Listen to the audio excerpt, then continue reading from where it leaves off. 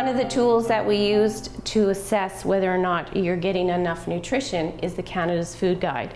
And I know that was one of the questions when we decided that we would do this talk. Somebody had emailed in a question that they really wanted to understand Canada's Food Guide. And you know, it is a question that is often mentioned to me. If I have somebody who sits in front of me and they'll say, "Oh, please don't give me Canada's Food Guide. It really doesn't do anything for me." Then I explain to them that they really don't understand what it is. First of all, you have to understand that it is a guide, and it's a guide to ensure that you're getting the nutrition that you need without having to have me on your shoulder, all right?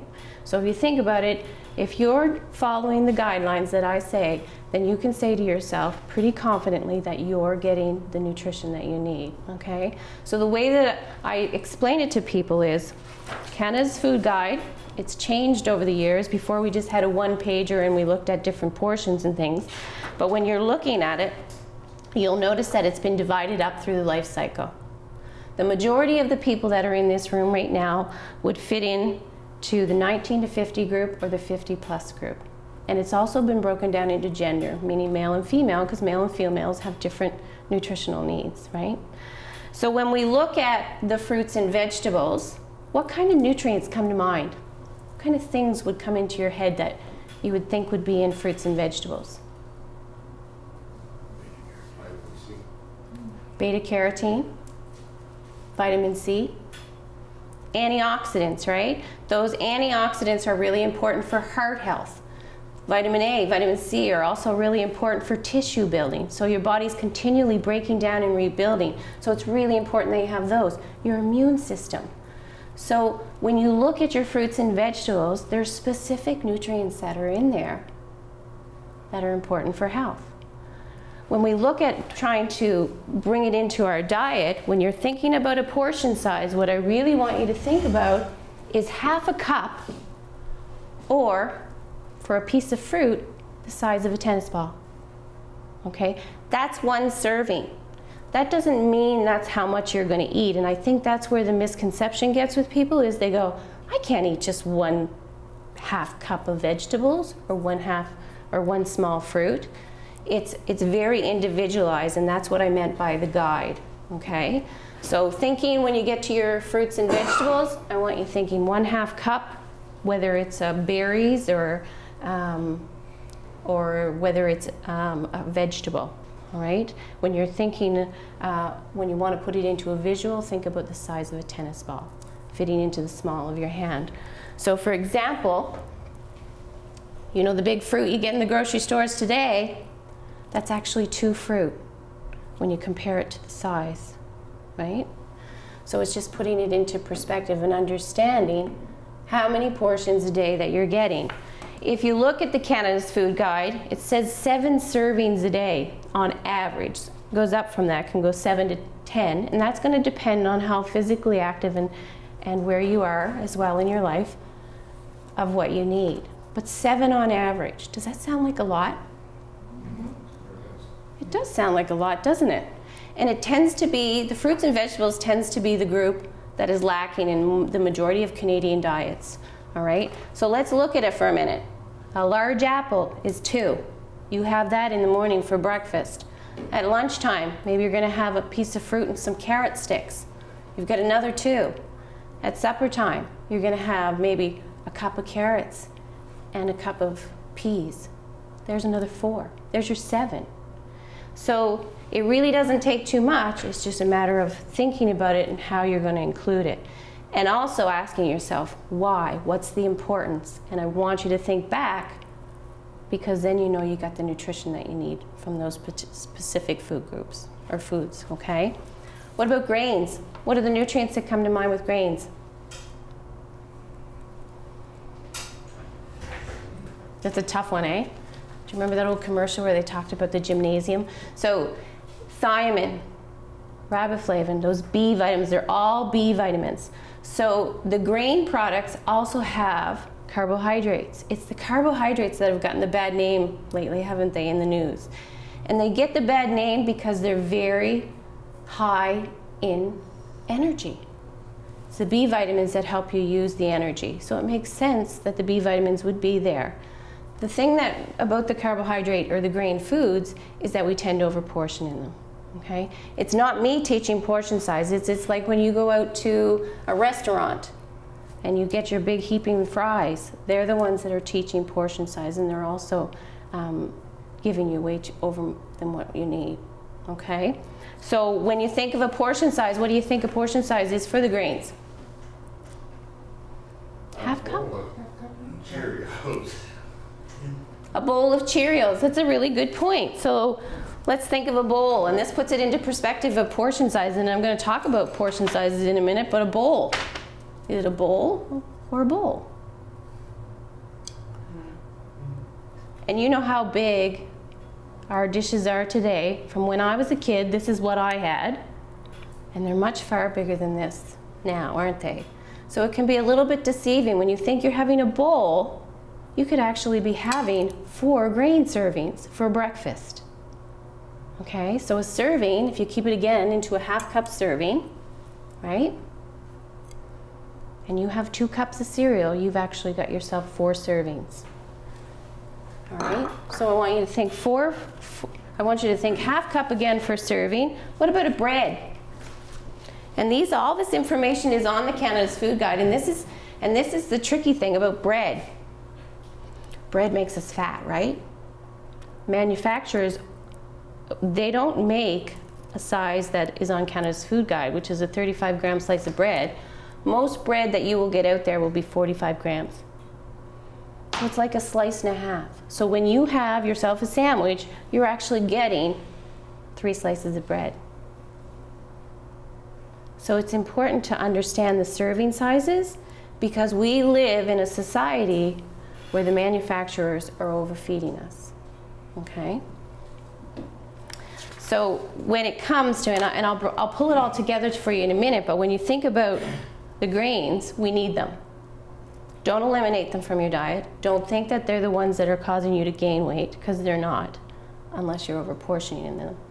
And they tend to be the ones that we draw onto, because they were the ones that keep us full and make us feel satisfied.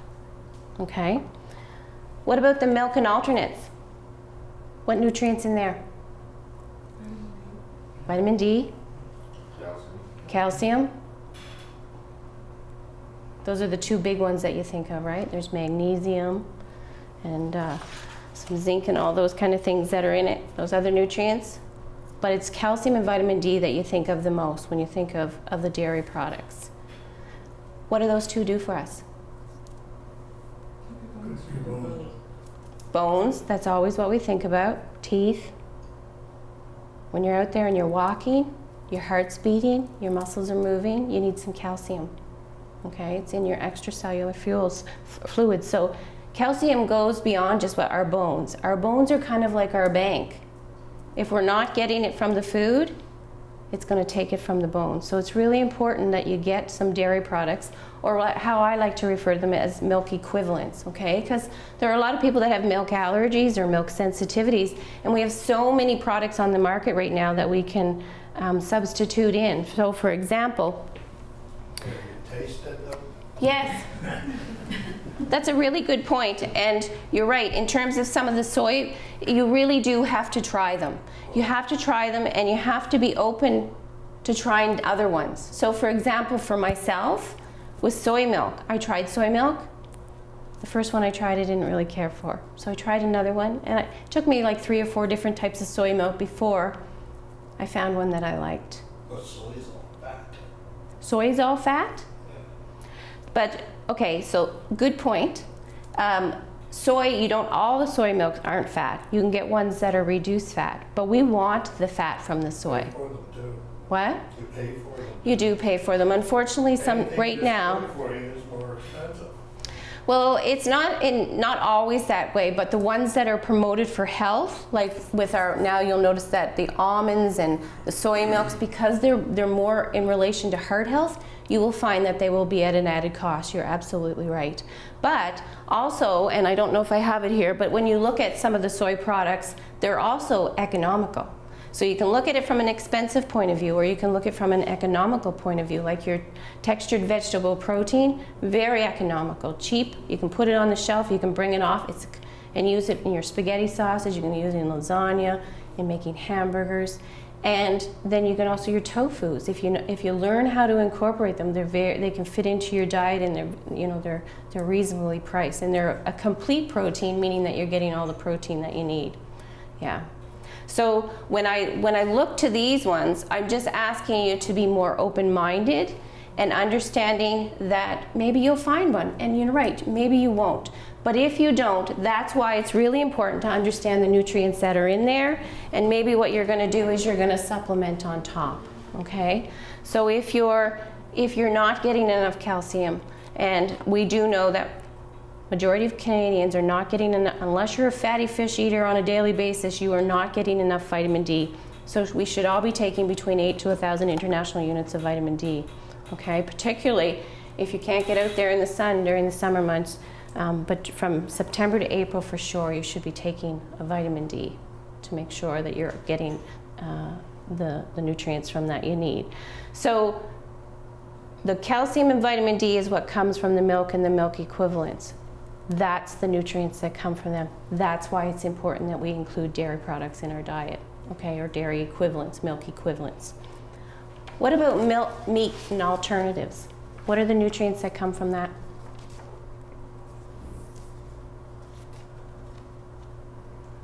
Iron, zinc, some protein. Again, your body's continually breaking down and rebuilding. So I'm hoping that most of you are active, or after you listen to my talk, that you'll be getting a little bit more active. And the iron is really important for helping transport that oxygen through the body as you get out there and you get a walk. And protein is really important as your body's breaking down and rebuilding. The thing about protein that I really want to stress is that as we age, we know people tend to move away from the protein type foods. It gets less and less, particularly if they're living alone. So know where your protein is in your food, which is primarily in the meat and alternates and in the dairy products, and including them with your meals, okay? So that you're ensuring that you're getting the adequate protein to keep a nice strong muscle mass, because muscle mass helps with your metabolism, right? So when we're looking at Canada's Food Guide to ensure that we're getting the nutrition you need. So if you're including foods from Canada's Food Guide, you're getting the nutrients. You know that by including 3 of the 4 food groups each time you fuel your body. How many of you here are eating regular meals on a daily basis? What do you consider regular? Every 4 to 6 hours. Absolutely. So would you maybe like eat at 8 o'clock in the morning and then not eat again until maybe 6 or 7 at night? No, I'd have something during the day. Something little? Or, Okay. you know, Okay. some pita bread. So like a small little snack? Yep. Okay. So the other thing is that a small little snack can be considered a meal if you're balancing it. So the way to think about it is regular meals, and again, everybody has a busy life, so don't think of it breakfast, lunch, and dinner. Think of it more as when you wake up, that's within that hour you should be eating, that's your first meal. Then within 4 to 6 hours you should be eating again. Then what you're gonna do is you're gonna balance. And what I mean by that is you're choosing 3, if not 4 of the food groups. And I know we've done this before, when I've spoken to you before, which is the aim is to think of your plate model. So when you're thinking of the plate, you want to cut it in half. Half of it should be your veggies, 1/4 of it should be your protein, and 1/4 of it should be your starch. All right? And then having some milk on the side, or a dairy product on the side. So if you do that, if you start balancing, and another thing that I've heard is, well, if I follow Canada's Food Guide, I gain weight. And if you're gaining weight following Canada's Food Guide, then the last one that I say that completes the triangle for me is the portions. Generally what happens is people start following Canada's Food Guide and they're gaining weight. What they do is they tend to take away things because they blame certain food groups, or they feel like they're eating too much. But instead of cutting back, they take away. The idea is to balance your plate, load up on the veggies, and by doing that, what you're doing is you're actually displacing your calories, okay? So it takes your body a long time to metabolize this food. At breakfast time, just to show you, for example, if you were to, my piece of bread is there. If you were just to have yourself a couple slices of toast, a tablespoon of margarine, some peanut butter, and maybe a tea or a coffee, how many calories do you think that works out to be? Depends what kind of bread, what kind of peanut butter. How much sugar you put in your coffee?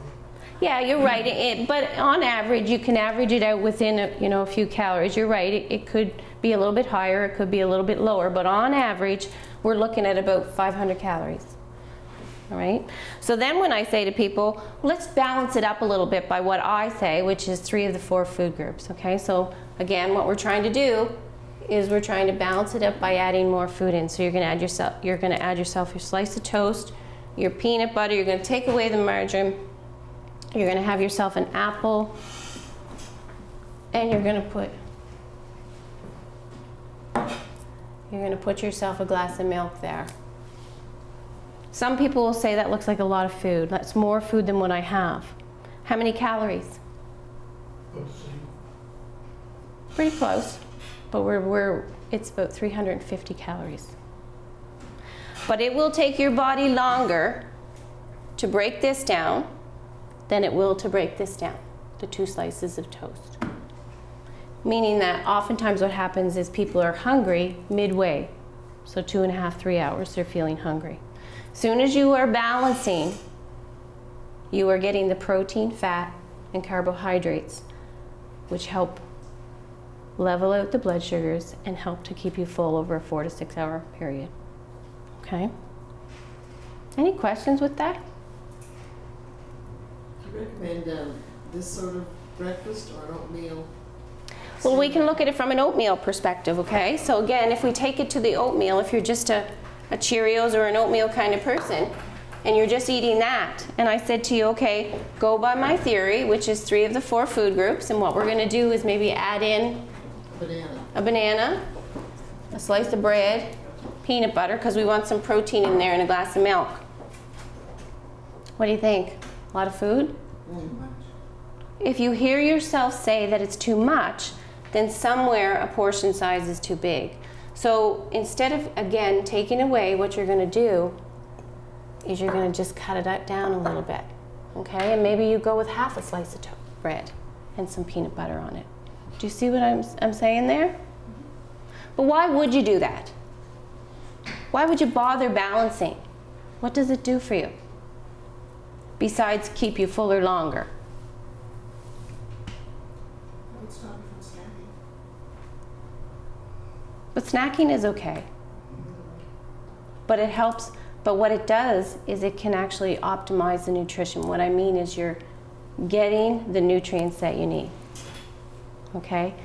Keeps the blood sugars leveled off. The toast thing with margarine or butter, there's, like I noticed you say minus the margarine. Mm-hmm. So if you were using butter, it's obviously worse than margarine? No, that was another question that was asked of me, which is the butter margarine idea. And the way that I explain it, because I also do cholesterol management here in endocrinology. So the way that I like to explain it to the people that I see is that when we look at a North American diet, the majority of the fat that we get is saturated fat, and that comes primarily from animal products, right? So saturated fats are going to come from your meats and your dairy. That's the majority of the fat. What we want to do is we want to balance it up. So when we talked about the soy milk, that's why when I talk to people, I like them to get the soy milk. I like them to get the fat from the soy milk so they can balance up that saturated fat with some of the polyunsaturated fat, okay? Because that's really what you want to do. You want to look at the overall fat, but you want to make sure you're getting a good balance of the types of fat, okay? So when we look at butter and margarine, people say to me, which one's better? It really is an individual thing that you have to look at, and you have to say, okay, where's the fat coming from in my diet? If the majority of fat is saturated fat, and if you're having trouble doing that, I don't mind sitting down with you and helping you do that. But if the majority of the fat is saturated, then I would recommend a margarine, only so that we could get a little bit more of the polyunsaturates in there. But you know, if your diet, if you're getting lots of the polys and you're not getting as much of the saturated fat and you like butter, I have no problem with you using. So that's the issue around that, is that people think that one thing is better than the other, and oftentimes it comes down to just an individual, what you're doing from your own diet perspective. Okay? Does that make sense? Okay. So when we talk about weight, and just to sum that up for you, when I talk about trying to achieve the habits, okay, so again, we're always talking about weight, but I'm trying to change the habits of people, which is regular meals. So when you're having, even when you have a snack, so if you were to have just some pita bread, an apple, and a yogurt, even though you only think it's a snack, it's like a meal. It's very well balanced, right? So it's halfway through. People feel like they have to sit down and they have to actually cook themselves up a meal in order for it to be considered a meal. And really all you want to think about it is that you're getting the fuel that you need to keep your body going. Okay? So when we talk about weight sneaking up on people, it's because oftentimes it's the portions, and it's just a matter of cutting it back a little bit. And the slide that I have here, you know, if you are able to cut back, and what I did here is not that I just took the margin away, because it takes a little bit away from the calories. So every teaspoon of margarine or butter, because it's fat, it's just different types of fat, you can say there's about 45 calories in it. Okay, so every teaspoon you add, it can add up quite quickly, can it? So by cutting that back, and if you're putting the peanut butter on there, you might not notice. So trying to find ways that you can cut back without maybe noticing. So if you're able to cut back just even 1 teaspoon out of your daily diet, there's 4 pounds in a year. 1 slice of bread, so again at breakfast, if you're having 2 or 3 slices of bread, cutting 1 slice of bread out of your diet can add up to 7 pounds a year. Juice, if you're a juice drinker, 1 cup, or if you're drinking, you know, the big glasses of juice, cutting it back to just 1 cup. You can save yourself 9 pounds. So what I'm trying to show you is that sometimes we don't realize our portions are increasing, and then our weight slowly increases as well. Okay? So that's the eating aspect of it again. And what I'm trying to get you to think about is, how does what I'm doing currently, how does that differ from what she's saying? And is there anything that I'm willing to give a try?